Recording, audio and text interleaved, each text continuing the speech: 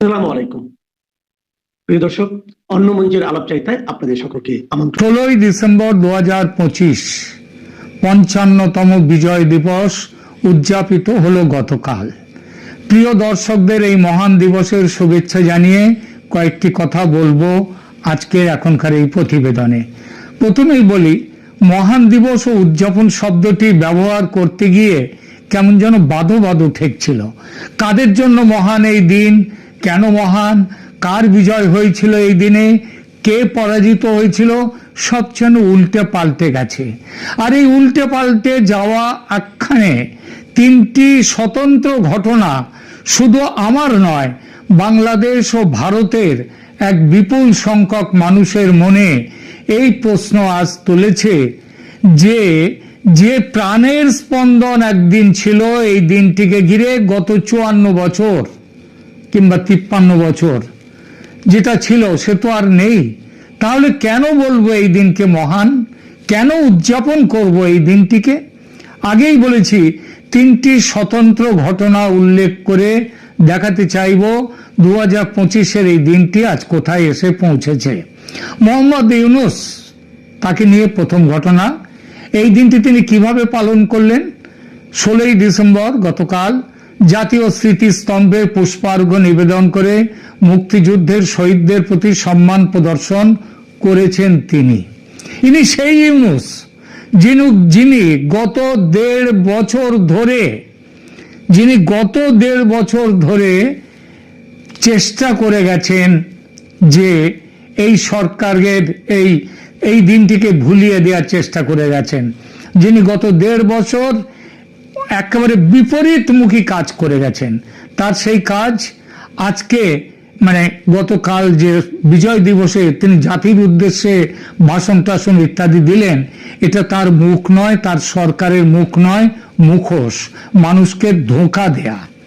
গত বছর এই দিনটির কথা মনে ছিল না ইউনূসের, কারণ তখন তার স্মৃতি থেকে তিনি স্মৃতিভ্রষ্ট হয়েছিলেন। এসব কাজ তার মাথায়, এই যে দিনটির কথা তার মাথায় ছিল না। গত বছর প্রতিটি পদক্ষেপে মুক্তিযুদ্ধকে অপমান করে এসেছেন তিনি ও তার সরকার। এটাকে বাংলাদেশের স্বাধীনতা সংগ্রাম না বলে পাকিস্তানকে দ্বিখণ্ডিত করার ভারতীয় চক্রান্ত বলে এসেছেন। রিসেট বাটন পুশ করে মুছে ফেলতে চেয়েছেন 71-এর শৌর্য বীর্যের কাহিনী। তিনি হঠাৎ কেন এই দিনটি উদযাপন করলেন, কেন করতে এলেন? হিসাবটা রাজনীতির, প্রাণের টানে নয়, রাজনীতির টানে। তিনি বুঝেছেন বাংলাদেশের এক বিরাট সংখ্যক মানুষ তার সরকারের হাজার চেষ্টা সত্ত্বেও মুক্তিযুদ্ধের চেতনাকে এখনো ধারণ করে আছেন তাদের ভেতরে। এই মানুষদের জন্য ছলনার আশ্রয় নিয়ে বিজয় দিবস উদযাপন করেছেন মোহাম্মদ ইউনূসের সরকার। এটাই মুছে দেওয়ার কাজ। দ্বিতীয় বছরে রাজনীতি করার জন্য তার ও তার জামাতি বন্ধুদের মনে পড়ল বিজয় দিবসের কথা, সেটাও মানুষের চোখে ধুলো দেওয়ার জন্য। বিজয় দিবসে যে আইকনিক সামরিক কুচকাওয়াজ হতো সেটা বাতিল করা হয়েছে। তার আগে মুক্তিযুদ্ধের সাথে সম্পর্কিত প্রধান জাতীয় দিবসগুলি, যেমন শেখ মুজিবুর রহমানের ঐতিহাসিক ভাষণের দিন 7ই মার্চ, তার জন্মদিন 17ই মার্চ, তার হত্যার জাতীয় শোক দিবস 15ই আগস্ট এবং সংবিধান দিবস 4 নভেম্বর বাতিল করা হয়েছে। এই বাতিলকরণের কাজগুলি একটি প্যাটার্ন তৈরি করে, যা সাংস্কৃতিক পরিচয়ের ভিত্তি, যে ভিত্তির মূলে আছে এই বিজয় দিবস, সেটাকেই অপমানিত করে। আরো উদ্বেগজনক হলো শারীরিক এবং প্রাতিষ্ঠানিক সংস্কার। শেখ মুজিবুর রহমানের প্রতিকৃতিগুলি সরকারি অফিস এবং মুদ্রা নোট থেকে সরানো হয়েছে, যা তার দৈনন্দিন জীবনে অপসারণকে প্রতীকী করে তোলে। মুক্তিযুদ্ধ স্মরণীয় মূর্তি এবং মুরাল অপবিত্র করা হয়েছে, ধ্বংস করা হয়েছে, তাদেরকে অপমানিত করা হয়েছে। সবচেয়ে বিপর্যয়কর পদক্ষেপ ছিল তার শিরোনাম জাতির পিতা মুজিবুর রহমানকে থেকে জাতির পিতা এই বিশেষণটিকে অপসারিত করা। একই সঙ্গে মানব অধিকার এবং মুক্তিযোদ্ধাদের উপর দমন পীড়ন সমানে চলেছে গত 1.5 বছর। প্রায় 200 জন প্রকৃত মুক্তিযোদ্ধাকে, যারা 1971 সালে লড়াই করেছিলেন স্বাধীনতার জন্য, তাদেরকে সন্ত্রাসবাদী এবং রাজদ্রোহের অভিযোগে গ্রেপ্তার করা হয়েছে। কিছু ক্ষেত্র এমন আছে যেখানে 72, 73, 74 এমনকি 78 বছর বয়সী বয়স্ক যোদ্ধাদের স্মৃতিস্তম্ভ রক্ষা সমাবেশে অনুপ্রেরণা ছড়ানোর জন্যে, অর্থাৎ তারা স্মৃতিস্তম্ভ রক্ষা করতে গেছেন, এই অনুপ্রেরণা ছড়ানোর জন্য তাদেরকে জেলে পাঠানো হয়েছে। এখানেই শেষ নয়, এই সরকার যুদ্ধ অপরাধীদের গণহারে মুক্তি দিয়েছে। মে 2025-এ ইউনূস সরকার জামাতি ইসলামী নেতা এটিএম আজহারুল ইসলামকে মুক্তি দেয়, যিনি 1256টি হত্যা, 17টি অপহরণ এবং 13টি ধর্ষণের জন্য দোষী ছিলেন। এটিএম আজহারুল ইসলাম জামাতি ইসলামের নেতা। অ্যামনেস্টি ইন্টারন্যাশনাল পর্যন্ত এই জন্য সরকারকে তীব্র ভর্ৎসনা ও নিন্দা করেছে। এই কাজগুলি পরিকল্পিত ইতিহাস বিকৃত করার একটি প্যাটার্ন প্রকাশ করে, যা পাকিস্তানি কৌশলগুলোকে প্রতিফলিত করে। জাতীয় স্মৃতি দুর্বল করা, 1971-এর স্মৃতিকে অপমানিত করা এবং বাংলাদেশের স্বাধীনতাকে অস্বীকার করা। আগে থেকে ইউনূস এবং তার দলবল বলতে শুরু করেছে ভারত বাংলাদেশের স্বাধীনতা সংগ্রামে সাহায্য করেনি, বাংলাদেশের জন্মকে সমর্থন করেছে একটাই কারণে, পাকিস্তানকে দ্বিখণ্ডিত করার জন্য এটা এতকাল বলে এসছে। এখন এই লাইনে আরো এগিয়ে তারা বলতে শুরু করেছে যে দেশকে আবার পূর্ব পাকিস্তান করতে চাইছে, সেটা স্পষ্ট। এখন তারপরে আবার বুদ্ধিজীবীদের গণহত্যার দায় পর্যন্ত ভারতীয় সৈনিকদের ঘাড়ে ফেলে দিচ্ছে। অকৃতজ্ঞ আর কাকে বলে? বেঈমানের দল। আসি দ্বিতীয় প্রসঙ্গে, বিজয় দিবসে নরেন্দ্র মোদীর বার্তা, এবং সেই বার্তায় বাংলাদেশের নাম উল্লেখ করেননি কোথাও।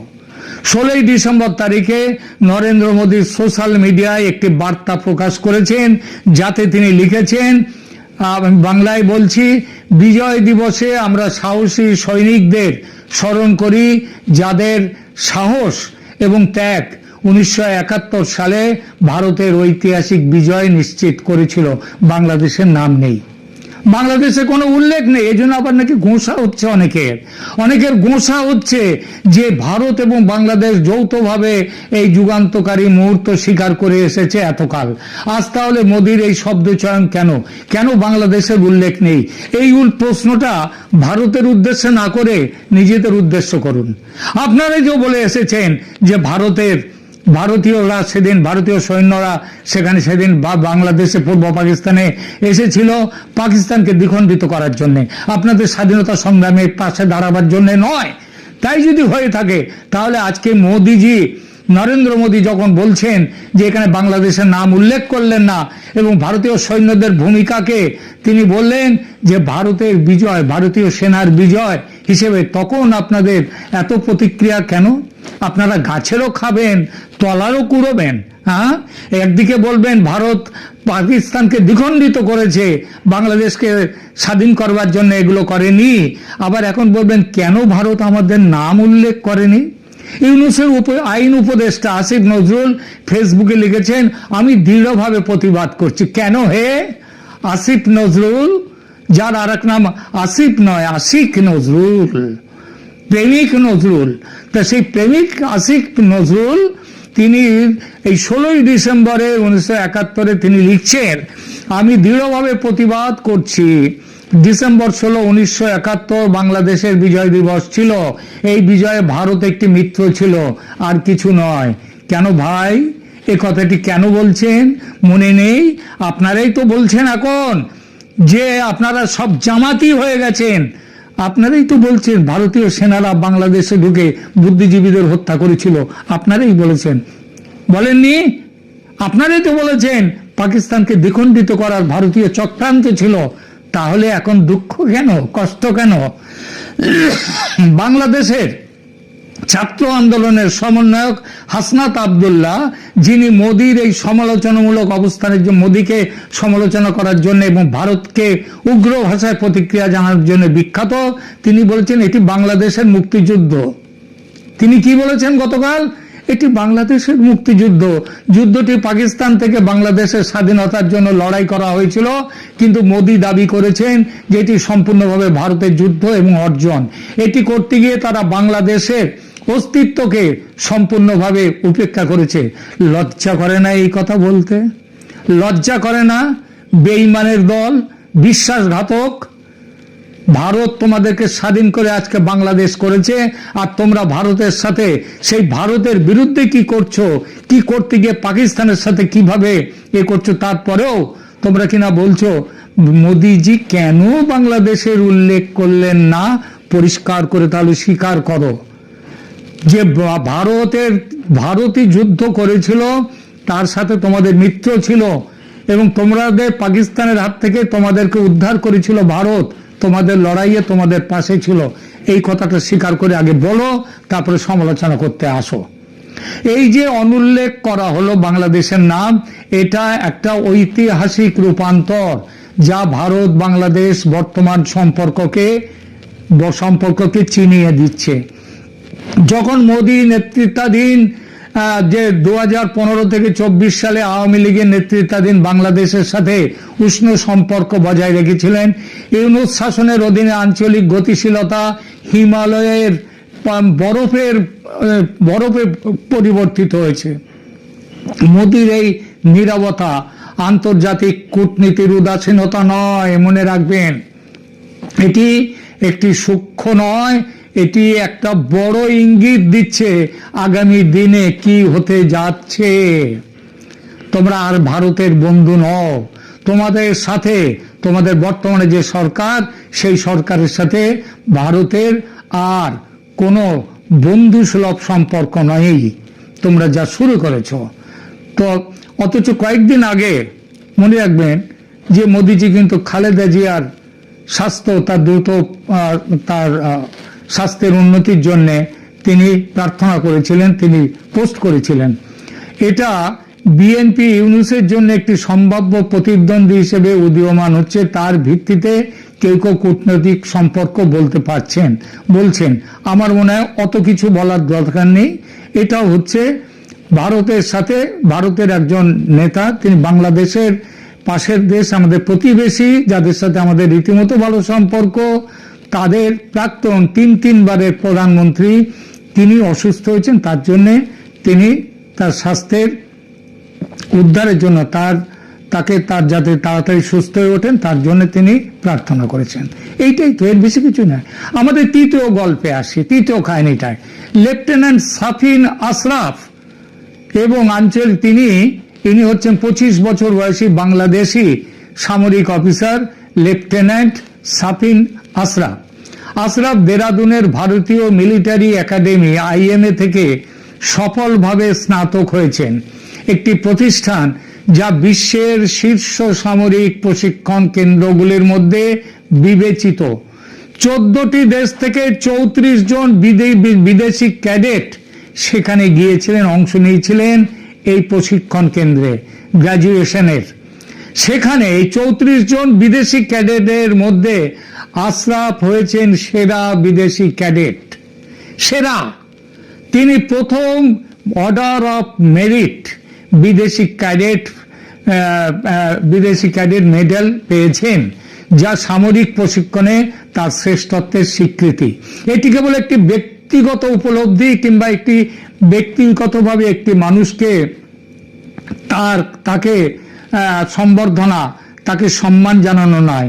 তিনি তার পাসিং আউট প্যারেডে তিনি বলেছেন, ব্যক্তিগতভাবে আশরাফের কাঁধে হাত দিয়ে ভারতের সেনাপ্রধান জেনারেল উপেন্দ্র দ্বিবেদী তিনি আশরাফের কাঁধে র্যাঙ্ক স্টার পরিয়ে দিয়েছেন। এবং এই একটি অনুষ্ঠান যা তার উপস্থিত, তার স্ত্রীও সেখানে ছিলেন। আশরাফের ঠিকানায় তিনি ভারতকে, আশরাফ কি বলেছেন? আশরাফ তার অল্প কথার ভাষণে অল্প কয়েকটি কথায় বলেছেন ভারতকে, যে ভারত সত্যিকারের বন্ধু আমাদের, ভারত এবং বাংলাদেশের মধ্যে দীর্ঘস্থায়ী বন্ধুত্ব এবং কৌশলগত জোটে জোর দিয়েছেন তিনি ভারতের 1971 সালে বাংলাদেশকে মুক্ত করতে সহায়তা করার গুরুত্ব এবং চলমান দ্বিপাক্ষিক সহযোগিতার প্রয়োজনীয়তা স্বীকার করেছেন। তার মধ্যবিত্ত পটভূমি, তার বাবা একটি সাধারণ কাজ করেন ওই আশরাফের, এই অর্জনকে আরো প্রভাবশালী করে তোলে যে একটি সাধারণ ঘরের ছেলে তিনি সেরা ক্যাডেট হয়েছেন, বিদেশি ক্যাডেট, ভারতের সবচেয়ে বড় যে মিলিটারি একাডেমিতে। এবং এটা আশরাফ বাংলাদেশ সেনাবাহিনীতে ফিরে যাবে। আইএমএ থেকে প্রাপ্ত নেতৃত্ব কৌশল এবং সামরিক শৃঙ্খলার দক্ষতা তার অধীনস্থদের মধ্যে ছড়িয়ে দেবে। কার্যকরভাবে ভারত বাংলাদেশ সামরিক প্রশিক্ষণ সহযোগিতার এই সুবিধাগুলো বাংলাদেশি সেনাবাহিনীকে তিনি সেখানে সঞ্চার করবেন। তো এই যে 16ই ডিসেম্বর এই যে 3 স্তরের 3টি ঘটনা, ইউনূসের ভোলবদল, রাজনৈতিক ভোলবদল, চোখে ধুলো দেয়া, তারপর বাংলাদেশ যে কথা এতদিন ধরে যেভাবে ভারতকে সমালোচনা করে এসেছে, মোদিজি তার উত্তরে বাংলাদেশের 16ই ডিসেম্বরে তার বার্তায় বাংলাদেশের উল্লেখই রাখলেন না। এবং তৃতীয়ত শাফিন আশরাফ, যিনি বিদেশি ক্যাডেটদের মধ্যে প্রধান হয়েছেন, এরা সবকিছু মিলে একটাই সংকেত দেয়, সেটা হচ্ছে যে ইউনূসের শত চেষ্টা সত্ত্বেও ভারত কিন্তু এখনো সেইভাবে রিয়্যাক্ট করেনি এবং সেখানকার সাধারণ যে ঘরের যে যারা আছেন তারাও সেভাবে রিয়্যাক্ট করেনি। বাংলাদেশ যে পথে চলতে শুরু করেছে, এই পথে চললে আগামী দিনে কিন্তু অনেক বড় বিপদ আসছে। 16ই ডিসেম্বরের বিজয় দিবসে একটি বার্তা, সবার একটি প্রার্থনা হোক, সেটা হচ্ছে আমরা ভারতীয়রা এবং বাংলাদেশে যারা আছেন সবাই মিলে একসাথে বলি, সৎ প্রতিবেশী সুপ্রতিবেশী হয়ে বাঁচার যে সুফল সুবিধা সেটা দুই দেশের হয়। এটা শুধু বাংলাদেশের সুবিধা নয়, এটা শুধু ভারতের সুবিধা নয়। যারা দুই দেশের সম্পর্কে ফাটল ধরাতে চাইছে এবং ধরিয়েছে অনেকটা, তারা নিপাত যাক, তারা ধ্বংস হোক, বেঁচে থাকুক ভারত বাংলাদেশ যে সৌভ্রাতৃত্ব, যে মিত্রতার সম্পর্ক, সেই সম্পর্ক সবাই একসাথে বলি, ভারত বাংলাদেশ মৈত্রী সম্পর্ক দীর্ঘস্থায়ী হোক। এই সম্পর্কের বিরুদ্ধে যারা, তারা ধ্বংস হোক। নমস্কার।